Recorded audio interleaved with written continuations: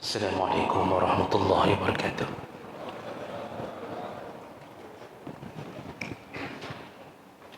الحمد لله رب العالمين وبنعمته تتم الصالحات.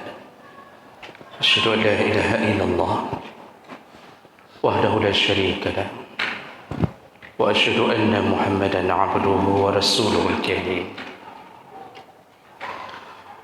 اللهم صل وسلم على نبينا وسيدنا محمد وعلى آله وأصحابه أجمعين. أما بعد، رب اشرح لي صدري ويسر لي أمري واحلل عقدة من لساني يفقه قولي. Segala puji bagi Allah, kemudian salawat dan salam kepada Rasulullah, pada keluarga dan seluruh sahabat-sahabatnya. Bapak-bapak dan ibu-ibu, jamaah salat maghrib dan isya yang Allah muliakan insyaAllah di dunia dan di akhirat. Setelah kita membahas tentang adab-adab ketika diturunkan hujan, malam ini kita masuk ke dalam judul yang baru, yaitu Adabul Libas Waz-Zinah, yaitu adab ketika berpakaian dan berhias.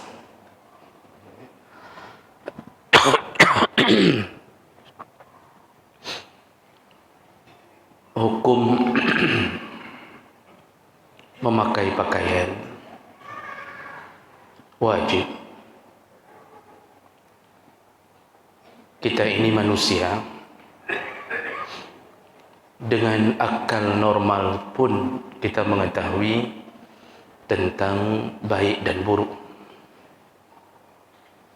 Memakai pakaian bagi orang yang berakal sehat tahu bahwa itu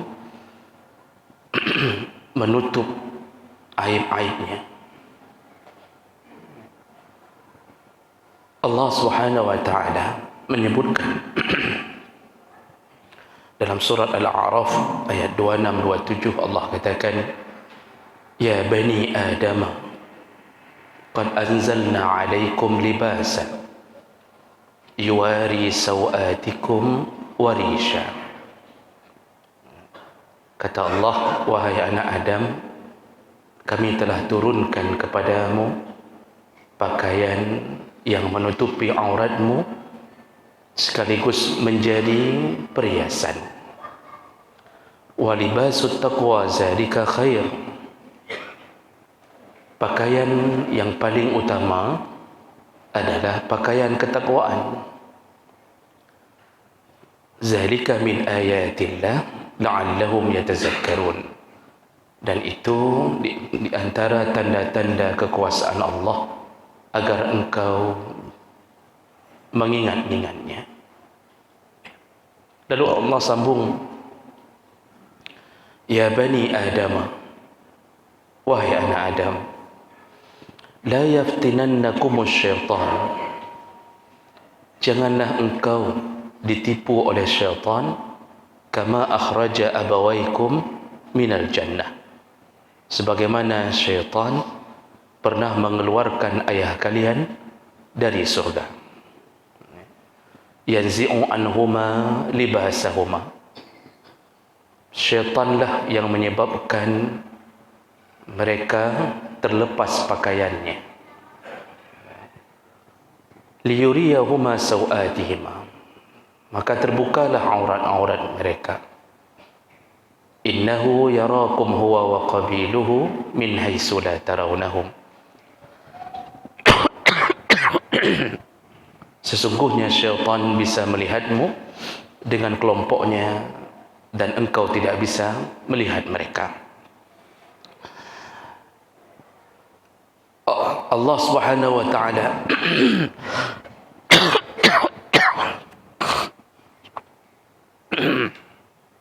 Allah Subhanahu wa taala Pertama, dengan ayat ini ingin mengatakan apa?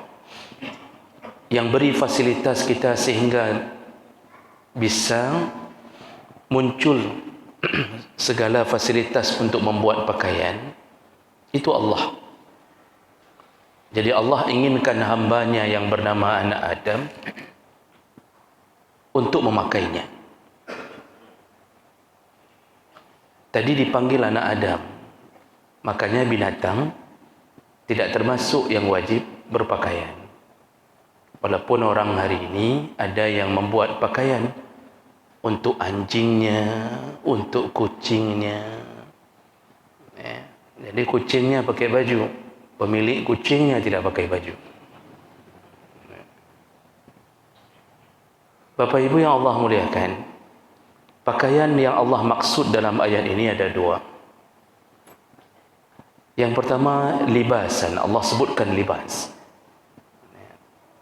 Ini pakaian yang utama. Lalu Allah sebutkan warisha. Warisha ini pakaian sekunder, perhiasan. Maka manusia hari ini diberi pikiran, akal oleh Allah untuk membuat pakaiannya sendiri dengan berbagai macam model, dan sekaligus dijadikan pakaian itu sebagai tampilannya. Nanti akan tersebutkan adab-adabnya. Dan juga Allah mengingatkan kita, jangan sampai terulang apa yang telah terjadi pada ayah kita dan ibu kita, yaitu Adam dan Hawa. Syaitan berhasil mengelabui mereka, walaupun sebenarnya itu bukan menunjukkan kebodohan Nabi Adam dan Hawa, tapi karena kepercayaan mereka terhadap janji yang dibawa oleh iblis dengan memakai-makai nama Allah. Jadi ketika merayu Adam dan Hawa, iblis ini memakai nama Allah. Makanya Adam dan Hawa begitu percayanya kepada jelmaan iblis ini, karena tidak mungkin pada waktu itu dia berfikir, tidak mungkin orang memakai nama Allah tapi berbohong. Kalau sekarang kan biasa, Pak. Demi Allah, demi Allah, demi Allah, kalau saya terpilih lagi, maka saya akan berusaha untuk dipilih lagi, katanya. Lagi-lagi yang tak. Sekarang orang biasa berbohong dengan nama Allah. Dulu tidak mungkin itu dalam pikiran Adam dan Hawa. Ternyata benar dibohongi. Jadi kalau ada orang yang mengira bahwa ini terjadinya godaan itu sehingga begitu mudahnya Adam dan Hawa terjebak karena kebodohan, tidak. Itu makhluk Allah yang melebihi kemampuan syaitan. Makanya iblis disuruh sujud kepada Adam. Ketika malaikat disuruh berikan nama-nama benda yang ada di surga, tidak semua mereka tahu. Dan Allah ternyata telah mengajarkannya kepada Adam. Dan Adam mengetahui semua nama-nama yang ada dalam surga, menunjukkan kepintarannya. Nah, jadi oleh karena itu Allah ingin mengingatkan, walaupun begitu seakan-akan Allah ingin mengatakan, pintarnya musuhmu yang bernama iblis atau syaitan ini merayu bapakmu dan ibumu, jangan terulang. Apa yang terjadi pada Adam dan Hawa alaihi wassalam ketika mereka jatuh dalam jebakan itu, memakan buah dari pohon yang dilarang? Allah turunkan dalam keadaan ditelanjangkan. Ini bermakna apa? Semua yang telanjang tidak akan pernah bisa kembali ke surga, karena surga tidak menerima orang telanjang. Itu ditelanjangkan ketika sudah diturunkan. Kenapa Allah kasih hukuman harus ditelanjangkan? Kenapa enggak hukuman lain saja, dipotong kakinya, cacat tangan Adam? Kenapa telanjangkan? Karena itu aib yang menjadi sumber rasa malu yang paling hebat pada seorang hamba. Telanjang itu seharusnya menjadi fitrah kita, itu lebih hebat daripada hukuman yang lain. itu membuat rasa malu yang berlebihan. Seharusnya begitu. Nah, ketika orang hari ini sudah berani telanjang, maka dia telah hilang rasa malu. Disitulah iman terjun bebas. Maka salah satu ciri orang yang kehilangan atau berkurangnya iman ke puncak paling dasar di saat dia sudah mulai berani menelanjangkan diri. Dulu Adam dan Hawa dalam tafsir ketika turun di muka bumi itu kan terpisah. Ada tafsir yang mengatakan Hawa diturunkan di sekitaran Jeddah dan Adam di tanah Hindia dan bertemu di Jabal Rahmah. Wallahu a'lam. Dan yang mereka lakukan pertama mencari pakaian untuk menutupi aurat mereka yang tertutup selama di surga. Maka haram orang yang menelanjangkan diri untuk kembali ke surga. Makanya Nabi mengatakan nisa'un kasiyatun 'ariyat. Perempuan-perempuan yang berpakaian tapi telanjang. Mumilatun ma'ilat, berjalan berlenggak-lenggok. Wa ru'usuhunna ka'asnimatil bukhtil ma'ilah. Dan di atas kepala mereka ada punuk unta yang miring. Nah, jadi dalam hadis ini kata Rasulullah ketika Isra Mi'raj, Rasulullah melihat ada dua kelompok orang dalam neraka yang belum pernah dilihat sebelumnya. Artinya model kenapa mereka dapat siksa itu. Yang pertama, yadribuna an-nas bil asyad, yaitu orang yang suka mencambuk, mencemeti orang lain. Nah, ini muncul di akhir zaman. Orang yang suka memukul, menganiaya tidak ada sebab. Jadi tukang-tukang pukul ini dilihat oleh Rasulullah tempat mereka di dalam neraka. Lebih dahsyat mendapatkan hukuman dibandingkan korban mereka yang mereka pukul dulu. Kecuali mereka dimaafkan atau membayar diat. Maka hati-hati menganiaya orang. Allah tetap tuntut bela sampai ke akhirat. Di sini kita kalau dipukul, disiksa, paling bertahan hanya sampai ketika nyawa keluar, selesai penderitaan kita. Tapi di neraka la yamutu fiha wa la yahya. Ketika dibalas oleh Allah dengan pukulan yang azabun syadid, azab yang begitu pedih, tidak bisa mati, tidak merasa hidup. Terus-terusan. Dan hitungan sehari seperti 1000 tahun yang engkau hitung. Nah, ini kelompok pertama yang Rasulullah lihat. Kelompok kedua, kata Rasulullah, yang dilihat dalam neraka, yaitu perempuan-perempuan yang berpakaian tetapi telanjang. Maksudnya, di dunia mereka berpakaian tetapi telanjang. Kelompok perempuan yang kedua, yaitu mumilatun ma'ilat. Ketika di dunia berjalan, berlenggak-lenggok. Sengaja mengatur gaya jalan untuk membuat perhatian laki-laki melihatnya. Ini kelompok kedua. Kelompok ketiga, wa ru'usuhunna ka'asnimatil bukhtil ma'ilah. Di atas kepala mereka ada punuk unta yang miring. Ini Imam Nawawi mensyarah hadis Muslim ini dengan mengatakan maksudnya adalah sanggul di ubun-ubun kepala seorang perempuan. Apa ujung hadis? Ancaman dari Nabi, la yadkhulnal jannah, orang-orang yang berpakaian tapi telanjang tidak akan masuk surga, wala yajidna rihaha, jangankan masuk surga, mencium bau surga pun tidak dapat.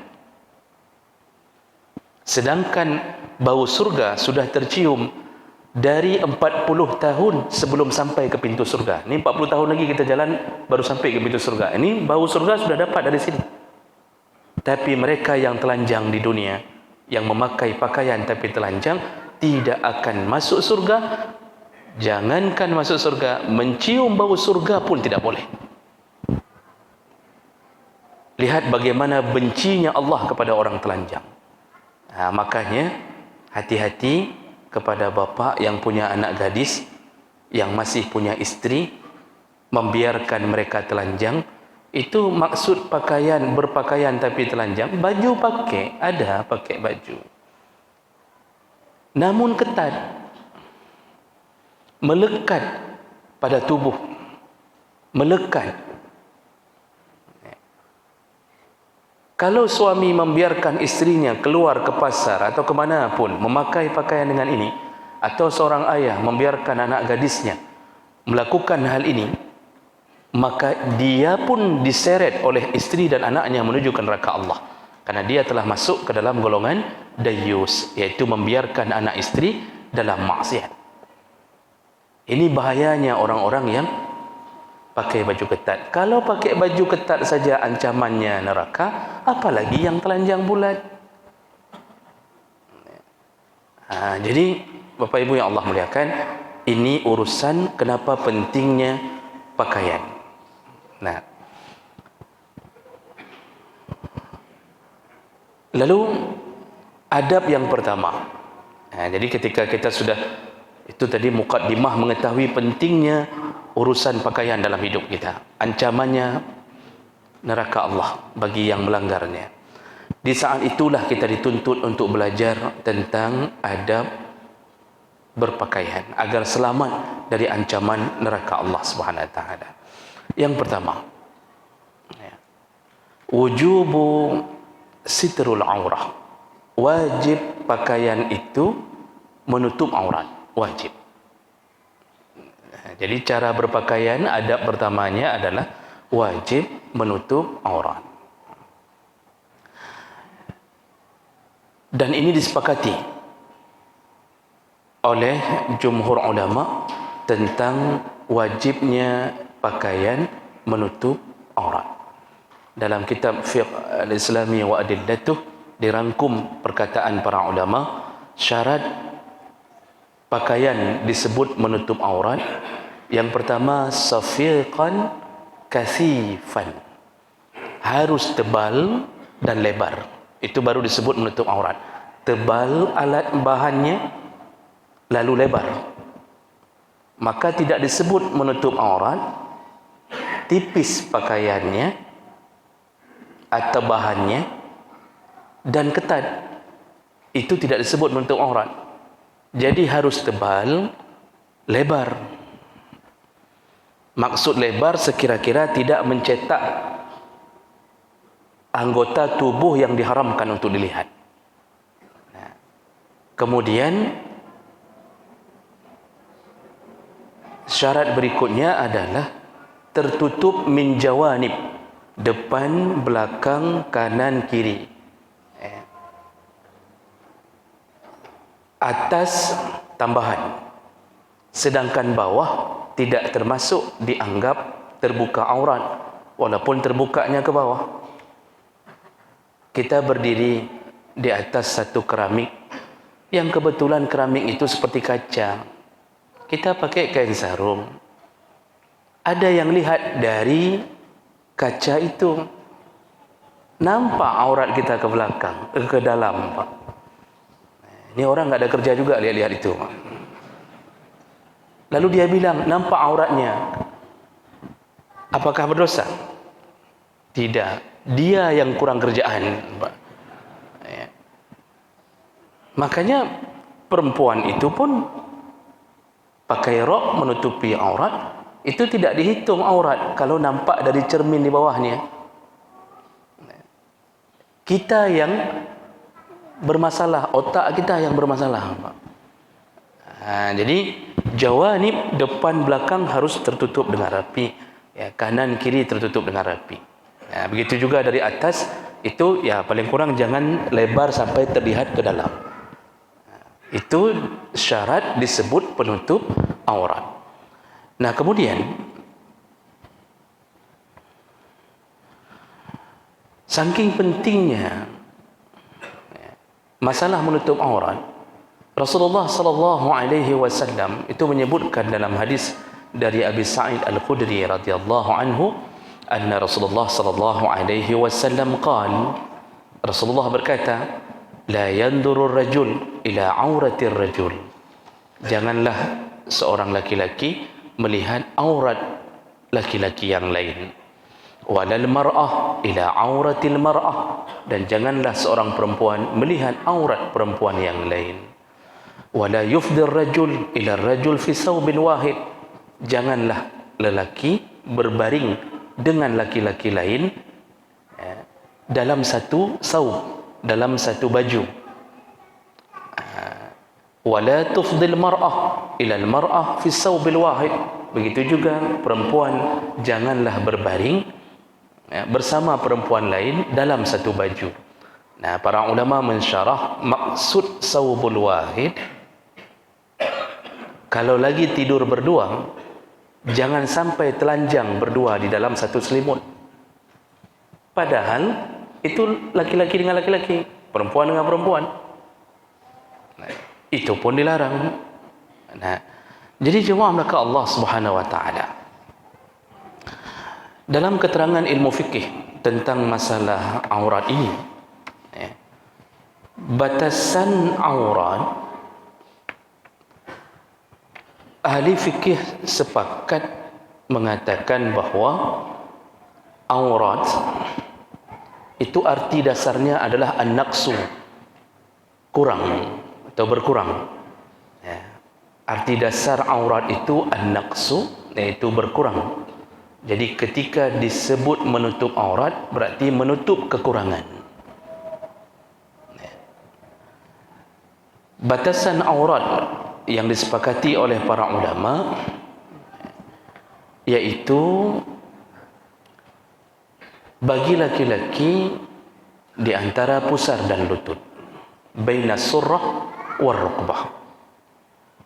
Dalam pandangan jumhur ulama, termasuk mazhab Syafi'i di dalamnya, yang disebut di antara pusar dan lutut yaitu pusar tidak termasuk, lutut tidak termasuk, karena disebut dalam hadis ma baina, di antara malisy, yaitu sesuatu di antara pusar dan lutut.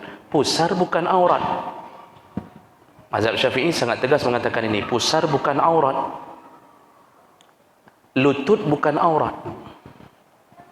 Di antara naik atas lutut sedikit, kemudian turun di bawah pusar sedikit, itulah aurat laki-laki.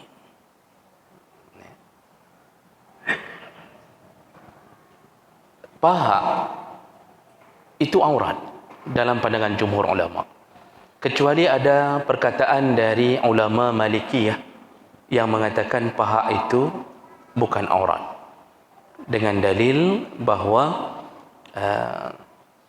Rasulullah sallallahu alaihi wasallam ketika menerima di rumahnya Abu Bakar, datangnya Abu Bakar dan Umar, beliau berbicara dengan mereka dalam keadaan pahanya tersingkap. Kata Aisyah radhiyallahu anha, kita sudah ceritakan ketika Utsman datang, beliau tutup semua pakaian dengan baik. Itu karena Utsman pemalu. Utsman ini tidak berani bicara dengan Rasulullah dengan pakaian Rasulullah seperti itu. Kalau Abu Bakar dan Umar itu teman akrabnya. Nah, di situ dijawab oleh jumhur ulama, itu hanya dibolehkan pada Rasulullah sallallahu alaihi wasallam.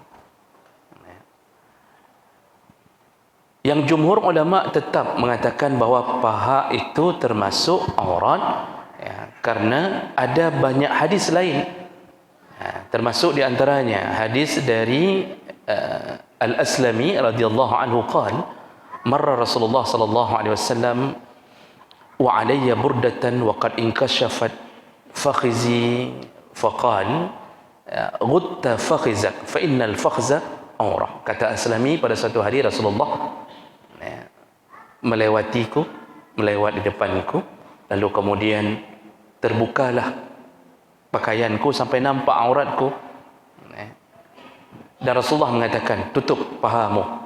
Terbuka pahanya, tutup pahamu, karena paha itu adalah aurat, kata Rasulullah.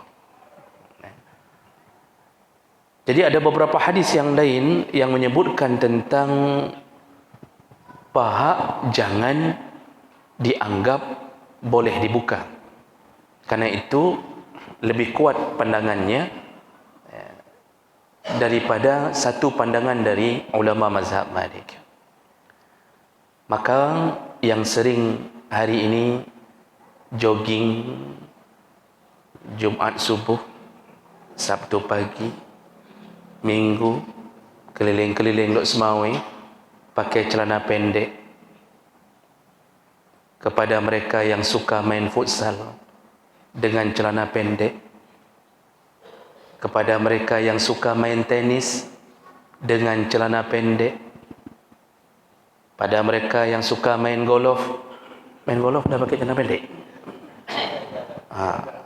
Hati-hati, kalau mati sedang main futsal, mati sedang main golf, mati jogging kehabisan nafas di tengah kota, matinya su'ul khatimah, mati dalam keadaan sedang membuka auratnya. Karena orang hari ini anggap remeh, Pak. Tu anak-anak muda hari ini pulang menjelang maghrib, itu papasan dengan kita yang mau pergi solat maghrib di atas motor. Ini pahanya apa bahasanya ya? Terbuka, Pak. Terbukanya bukan mayang-mayang, Pak. Dengan celana-celana lembek-lembek begitu, hampir sampai ke atas terbuka, santai saja. Kalau indah entah. Ya. Aneh. Ini akibat kurang agama, kurang ilmu. Kita pun seharusnya ada peraturan dari para ulama, umara, bahawa tidak boleh membuka aurat di depan khalayak ramai. Sebenarnya ada aturan-aturan, Pak, antara aurat perempuan nanti dipandang oleh laki-laki yang ajnabi, bagaimana itu ada aturan. Nanti kalau sempat kita bahas. Sebenarnya kita harus ada satu ultimatum yang menyebutkan bahwa itu diharamkan. Tapi saya lihat adanya dalam kitab, tapi kanun belum bisa dijalankan, maka orang dianggap biasa hal seperti itu. Masker ditanya, kemana-mana masker ditanya, yang pakai celana pendek pun yang ditanya masker, bukan ditanya itu aurat atau bukan. Sudah vaksin belum ditanya, sedang razia STNK ditanya, SIM ditanya, KTP ditanya. Yang tidak ditanya apa? Urusan agama. Tidak ditanya itu aurat apa bukan. Saya merindukan ada orang yang razia, yang bertanya kepada anak muda yang pulang-pulang main futsal, ni paha aurat apa bukan? Maunya kan ditampai tiga hinan, Pak, biar jadi pelajaran bagi yang lain. Ini tidak ada pertanyaan itu. Maka kita ini aneh menganggap agama ini sebagai sampingan, padahal dengan agama kita pulang kepada Allah. Di hadapan Allah itu ditanya di yaumul hisab semua tentang amal kita. Lalu kita menganggap barang-barang yang mubah, artinya mubah yang tidak terlalu urusannya dengan agama, itu yang kita pentingkan. Maka jemaah mereka Allah Subhanahu wa taala, berhati-hatilah dalam urusan ini. Ingatkan anak-anak laki-laki kita. Ini ada error dalam pendidikan keluarga. Kenapa anak berani keluar tembus dari rumah, anak laki, dengan pakaian di atas lutut? Paling kurang kalau main bola di bawah lutut lah, paling kurang. Itu pakaian, itu batasan aurat laki-laki. Kalau batasan aurat perempuan, dalam pandangan jumhur ulama, seluruh tubuhnya kecuali wajah dan kafain. Kafain ini dua, batin dan zahir. Zahir dan batin. Zahir dan batin. Itu jumhur ulama. Kecuali mazhab Hanafi yang kemudian menambahkan bahwa kaki tidak termasuk aurat. Itu berdasarkan dalil ayat Allah ketika mengatakan illa ma dhahara minha. Jadi ayat Allah itu mengatakan tentang tutuplah aurat perempuan begini kecuali yang biasa nampak, kata Allah. Nah, mazhab Hanafi kemudian mengatakan termasuklah yang biasa nampak adalah kaki. Makanya dalam mazhab Hanafi kaki bukan aurat. Bahkan ada imam Kalau saya tidak salah Ibnu Abidin dan Muhammad Yusuf, ya, itu mengatakan termasuklah tangan perempuan sampai ke zira', sampai ke hasta, itu dianggap biasa nampak, jadi dibolehkan. Tapi jumhur ulama selain Hanafi mengatakan hadis Rasulullah yang langsung menyebutkan perempuan itu seluruh tubuhnya aurah kecuali wajah dan tapak, dan kedua tapak tangannya, yaitu zahir dan batin. Nah, Bapak kalau pergi umrah itu akan lihat rombongan dari negara yang bermazhab Hanafi itu kakinya tidak ditutup, Pak. Lihat rombongan dari Pakistan, Afghanistan, lihat jamaah mereka itu nggak tutup kaki, dan baju pun setengah tiang begini di antara siku dan pergelangan, mereka setengah tiang, karena memang pendapat dalam mazhab Hanafi begitu. Kita mazhab Syafi'i itu mengikuti pandangan jumhur ulama, perempuan tidak boleh, kaki tetap dianggap aurat. Maka yang bermazhab Syafi'i, Maliki, Hambali itu pakai kaos kaki itu yang nampak dalam mazhab jumhur ulama, tertutup kakinya. Nah, perempuan lebih utama menjaga aurat karena dia punya perhiasan yang bisa dinikmati oleh laki-laki. Laki-laki kenapa cuma dari antara pusar dan lutut?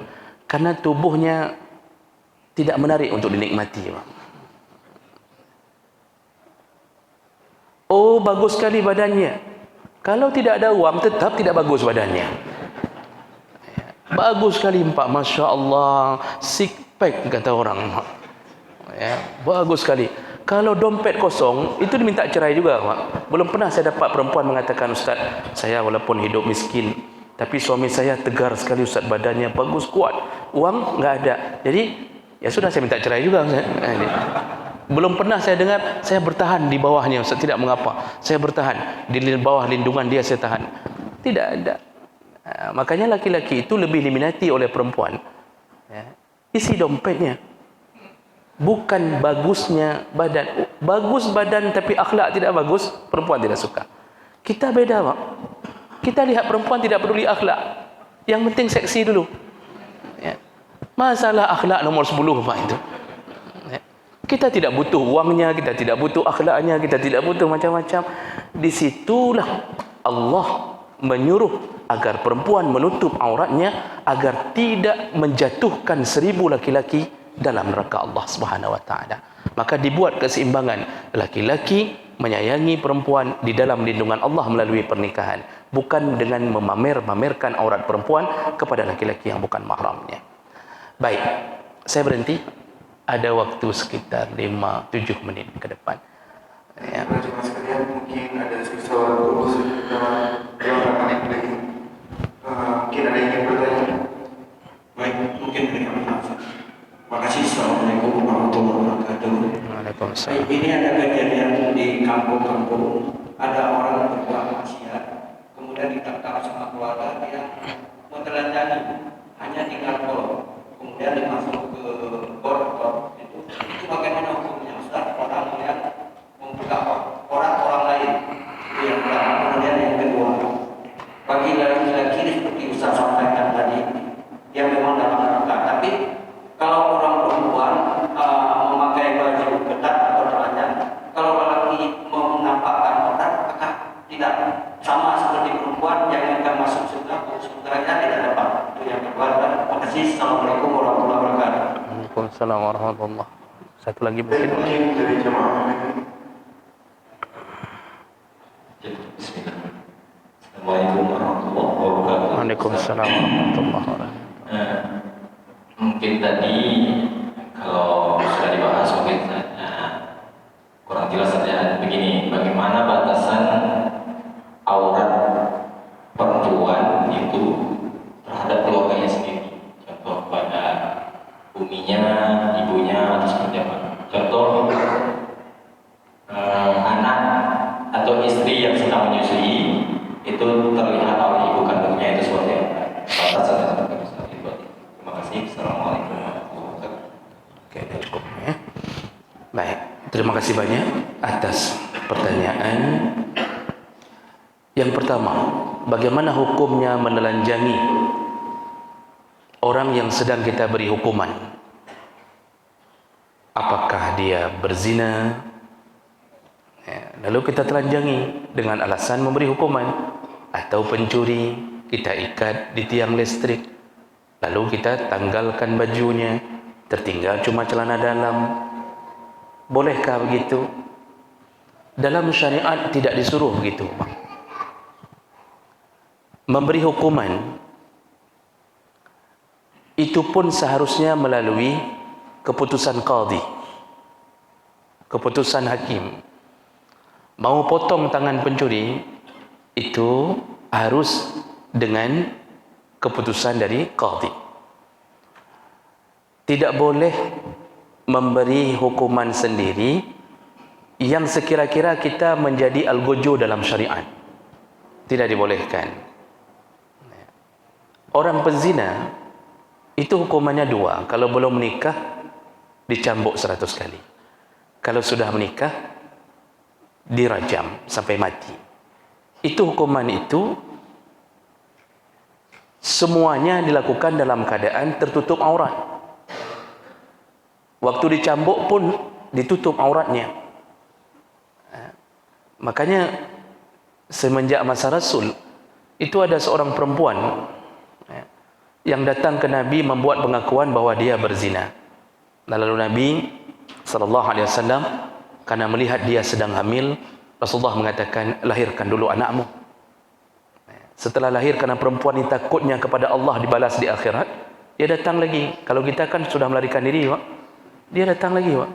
Datang lagi, minta lagi dihukum rajam karena dia sudah menikah. Lalu Rasulullah melihat bayinya masih menyusui, kata Rasulullah, susuilah dia dulu, nanti datang lagi. Datang lagi setelah bayi susui. Setelah bayinya lewat masa penyusuan, datang lagi. Rasulullah lalu mengatakan ke sahabat, siapa yang mau menanggung, menjamin nafkah atau hidup bayi ini dalam nafkahnya? Ada sahabat yang menanggung. Rasulullah mengatakan, baik, sekarang kita jalankan hukuman itu. Disuruh kepada sahabat cari pakaian yang tebal, lalu disuruh tutup perempuan ini, jangan sampai terbuka auratnya di dalam hukuman tadi. Jadi itu seharusnya. Namun kenapa hari ini terjadi kita ikat sendiri, Pak, kita pukul sendiri, kita telanjangkan terus, kita injak-injak, kan? Saya suka juga melihat pemandangan dipukul-pukul itu sebenarnya, Pak. Kenapa itu terjadi? Karena hukuman Islam tidak berjalan semestinya. Kalau hukum Islam berjalan semestinya, insya Allah kita tidak akan melakukannya. Tinggal bawa ke polisi, besok keluar hukuman potong tangan. Insya Allah satu pencuri dipotong tangan, seluruh kota Luk Sumawe tidak ada yang berani mencuri. Tapi karena tidak ada yang dipotong tangan, pencuri menganggap biasa saja. Paling sebulan nanti panggil mamak telefon, disogok 2 kali, selesai urusan, beres urusannya. Itulah yang membuat orang kenapa melakukan tindakan hakim sendiri. Karena kita yakin ni kalau nggak dipukul sekarang nanti nggak sempat pukul lagi. Begitulah terjadi. Intinya tidak boleh menelanjangkan, tidak boleh, Pak. Itu untung pakai celana dalam. Kalau sempat nggak pakai celana dalam pencurinya, itu lebih bahaya lagi. Kemudian pertanyaan yang kedua, sudah habis waktu.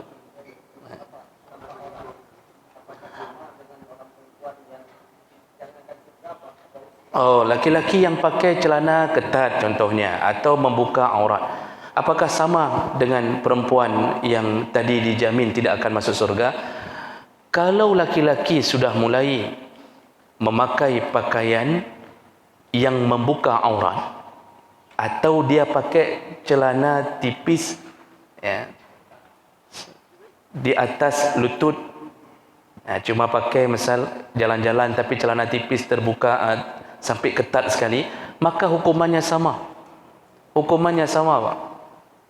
Itu tidak akan mencium bau surga juga. Kenapa tapi hadis itu hanya membicarakan masalah perempuan? Karena itu biasanya terjadi pada perempuan. Karena laki-laki ini biasanya tidak suka dengan memakai celana tipis, nampak aurat. Ada rasa seperti bencong-bencong sikit lah gitu Pak. Makanya rasa tidak suka ini, makanya hati-hati dengan olahraga Pak. Olahraga yang kira-kira hanya disuruh pakai celana dalam, lalu kita bergaya, ibu-ibu tepuk tangan dengan celana ketat, itu sudah tercatat dosa besar. Sudah tercatat dosa besar dan haram mendapatkan surga kalau dia mati dalam keadaan belum bertaubat. Nah,